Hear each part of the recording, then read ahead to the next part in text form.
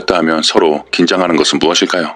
어디서부터 어기장이 심하게 뒤틀려 있어 그대로도 받아들여질 수가 없는 것인지 한참 화두 삼아 생각에 빠져들어 봅니다. 지지난달 가정의 달이다 보니 집안 행사며 챙겨드려야 할 명분이 너무도 많았죠.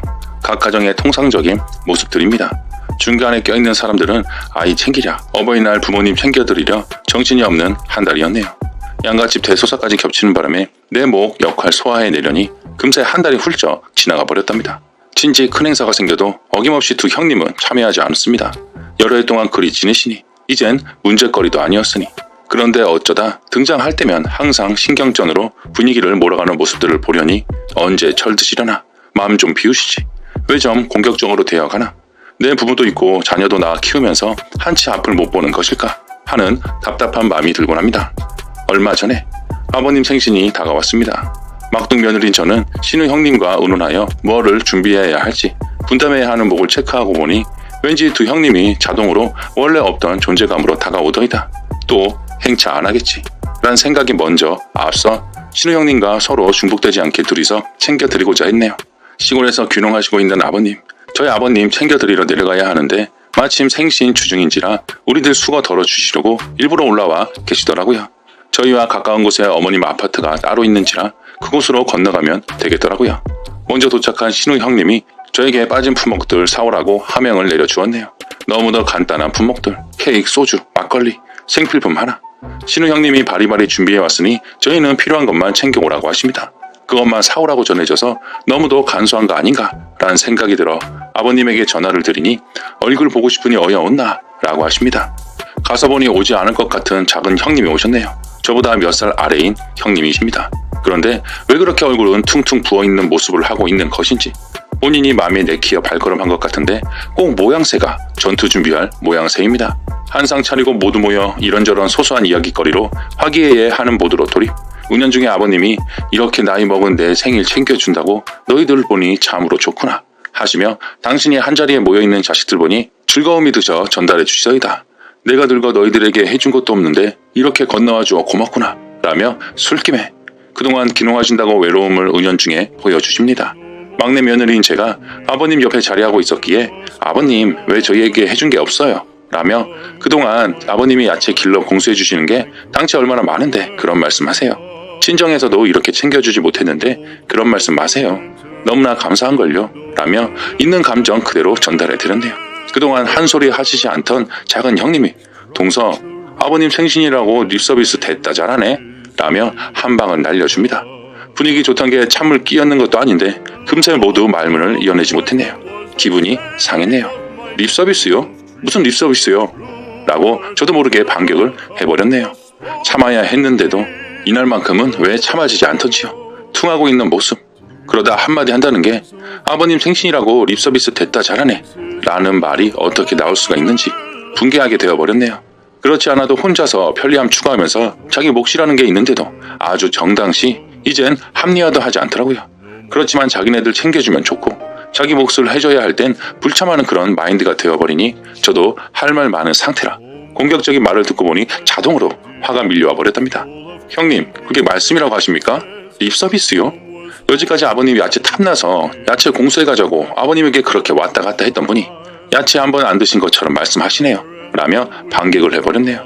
이제 사돈 어리신 야채하시니 아쉬울 게 없어 보여서 발걸음을 안 하시나 봅니다 라는 이야기까지 나와버렸고 다시 할 말 잃은 작은 형님은 퉁하는 모양새로 바꿔놓습니다.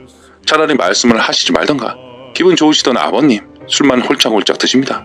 신우 형님도 묵묵히 분위기 살피기 바빴고 신우 남편도 아버님 술잔이 비어지면 채워주시기 바빴고 역적이난 어머님이 작은 형님에게 한 소리 하시려고 하니 옆에 계시던 신우 형님이 어머님 팔을 꼬집어 머리를 절레절레하며 어머님에게 말하지 말란 눈치를 건네줍니다. 한없이 퍼줄 땐 좋은 거고 힘이 약해지시니 이젠 별 볼 일 없는 거고 명절에도 친정 가서 보낸다고 시댁 발걸음도 하지는 않고 어쩌다 한번 들으면 꼭 다른 집 사람처럼 본인이 존재감 상실시켜서 쭈뼛쭈뼛 손님처럼 안절부절 못하면서 누가 누구에게 비를 맞추게 되어야 하는지. 하긴요, 우리 큰형님께서 어김없이 등장도 안 했네요. 그러면서 아이들만 보내놓고 형님네 애들도 용돈 쥐어주면 당연하다는 듯이 바로 자기네 집으로 슝 가버립니다. 이런 모양새 저런 모양새를 보게 되니 한숨만 터져 나오고 아버님이나 어머님이나 뵈니 안타까움만 남아버렸네요. 가라앉아버린 분위기를 띄워보려고 어머님 야채 좀 주세요. 고기도 좀 주시고요. 된장도 좀 주세요. 라며 이것저것 달라고 일부러 채근해 보았네요. 이런 맛으로 자식들에게 한없이 퍼주는 게 내리 사랑으로 생각하시는 시부모님. 챙겨달라는 말에 당신 냉장고까지 뒤지면서 이것도 줄까 저것도 줄까 상추도 줄까나 라며 당신 행복 나눔에 푹 빠져들어갑니다. 이런 시부모님 다시는 없구만은. 왜 두 형님은 저런 맘 모양새를 지니고 있는 건죠? 어머님이 둘째야 너도 줄까? 라고 물으시는데 대꾸도 안 합니다. 옆에서 제가 더 화가 나서 어머님 저 아주 많이 주세요 라며 저는 더 안 하던 욕심 부리기 모양으로 신경전이 벌어져 버렸답니다. 아버님은 필요한 게 있으면 가져가서 애들 해 먹여라. 애들이 살이 원치 없으니 마음이 아프신다고 더 챙겨가라고 하십니다.